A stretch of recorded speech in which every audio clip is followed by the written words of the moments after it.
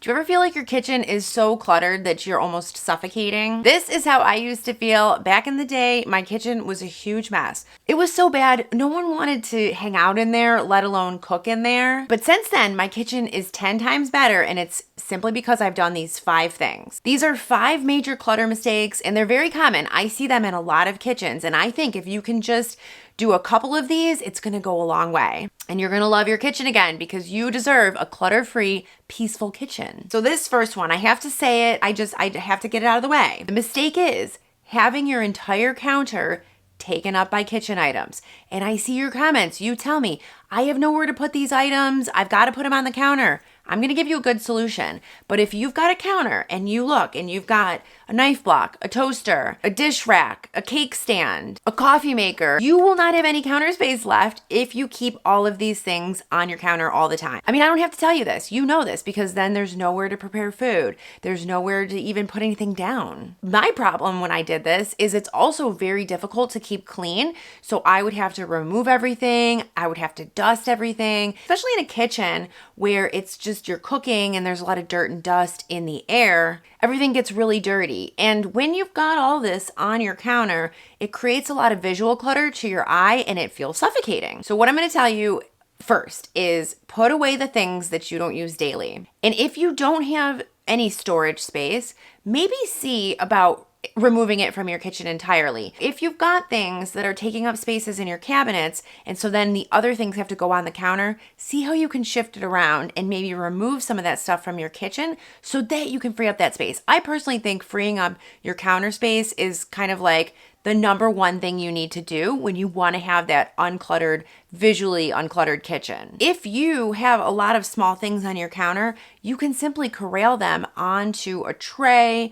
or onto a cutting board, and that's going to instantly make things look better. I'm going to try to find some visuals for you so you can see, but if you do have a lot of things like this and you put them on a cutting board, it's instantly going to make those 10 things look like one. Mistake number 2, and I made this mistake as well. Made all these mistakes, but the mistake is storing your food out in the open. And I know why people do this. There's a couple reasons. I mean, number 1, it's convenient. You've got your food right there. You can see it and eat it.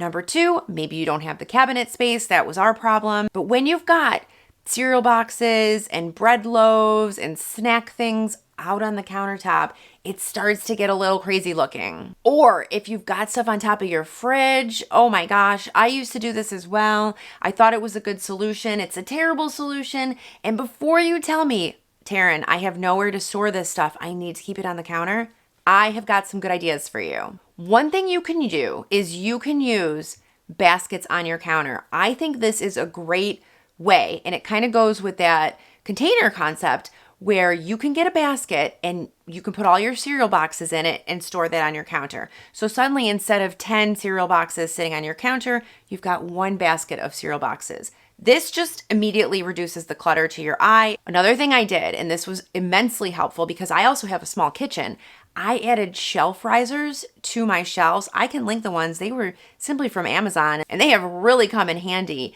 They essentially will double the storage space that you have in your cabinets because a lot of times you're not using that full length. I was truly shocked by how much additional vertical storage I was able to get simply by adding shelf risers to a lot of my shelves. And then another thing I did was I added an over-the-door organizer. These are very helpful. Even if you have cabinets, you can add one of these, or if you've got a closet or some sort of door in your kitchen, just add these and then you don't see it because you close it on the inside, but you can use it to store snacks and spices. And then one other thing, because sometimes the solution isn't in the kitchen, you might want to consider keeping things in a hall closet. Even if you have a cabinet in your dining area or your living room, just something to consider if you're dealing with small space and you have a lot of food that you want to store. The goal isn't to have no food visible. I'm not saying that, but I think the goal is just to make it look a little less visually cluttered and kind of cut down on having chaotic food everywhere. If you enjoy content that helps you simplify your home and your life, I'm so glad you're here. Click the subscribe button below, it's free. So the third mistake, and this one's very easy to do because everyone goes to the kitchen. The kitchen is the heart of the home, right? But the mistake is keeping non-kitchen items in there. And this hugely guilty of this. And I get why this happens. People come home, they come home from work, they come home from school, and they leave their stuff in the kitchen. I mean, really, I'm talking the most random things always end up in the kitchen. They fix something and they leave the tools on the counter. They blow dry their hair somewhere and then they put the hair dryer on the counter. The kitchen becomes a dumping ground. This happens in my house all the time. But I'm going to tell you what I did that I think has really, really helped. It's not completely alleviated, but it's helped a lot. I added a drop zone in my entryway. This way, all of those things that people just kind of leave in the kitchen now go in that drop zone. And basically, it's at the foot of my stairs. So if it's things that also need to be put away, people kind of see them as they're going up the stairs and they can take them with them. But that drop zone also has places for bags and wallets and keys and stuff like that. That stuff used to go in the kitchen, now it goes in the drop zone. Number 4, and in some of my videos where I talk about clutter, I get a lot of comments from people and they tell me, oh, you must have a terrible life with no possessions.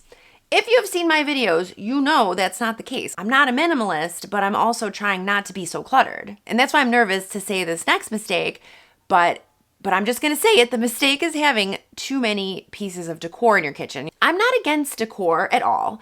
Especially if you love it and you use it. But what I am against is when you have so much decor that you become blind to it. You no longer see it. And I'm thinking because you're watching this video, you're looking for ways to trim down, right? So I'm just gonna give you some ideas of how you can trim down this decor in the kitchen. I'm talking about things like those signs that you see a lot, maybe the themed decor, the wine bottles with the fairy lights. I mean, these are all cute pieces of decor, but they they could be a lot and they could cause clutter. What I think with the kitchen is you want to have some decor in there, but you really want the functionality of the kitchen to shine through. And so what I do, and this is my approach to clutter in the kitchen, I like to have decor that also serves a functional purpose. And I've talked about this before, but I'll just give you the examples of what I do. I have a cutting board. It's a really pretty cutting board and I prop it up almost like a piece of art, but it's functional. I also use it when I'm prepping food. I also have pretty olive oil container and I keep that as decor on my counter, but then of course we use the olive oil every day in it. Maybe you have a nice fruit bowl. I mean, that's a great way to display the decorative bowl, but also get you to eat your fruit. Maybe you have a ceramic nice container for your utensils. Again, perfect example of functionality because you use those utensils and you're displaying the pretty container. The point is you want to edit down your decor as much as possible to things that you like, you find them visually pleasing, but then they're also useful. This next mistake is one that so many people make. It's very common. And when my kitchen was at its worst, I was 100% making this mistake. The mistake is storing paper in your kitchen. And I'm just going to tell you, it's a big one. You've got bills, recipes, school papers, work papers, coupons, newspapers, magazines, all this stuff kind of migrates to the kitchen. And before you know it, you have got a little mountain of paper, or maybe mountains of paper. Problem with this kind of clutter is, in my opinion, paper clutter makes rooms feel messy. I think there's no other way around it. Even if your kitchen is spotless and you've got paper everywhere, it doesn't work. So my tip here is, and this is what I did, set up a home for your paper outside of the kitchen. If you need to, do those wall pocket organizers. You can put those inside of a closet. You can do a filing system. You could even just put a basket in another room. And if you do need to have active papers in the kitchen, I know sometimes we do, just have a very small dedicated spot that you're constantly kind of going through and making sure it's not turning into one of those mountains. Okay, guys, those are my 5 clutter mistakes that are ruining your kitchen. If you want to keep the decluttering going, as always, I'm going to link a playlist up here. Don't forget to subscribe, and I'll see you next time.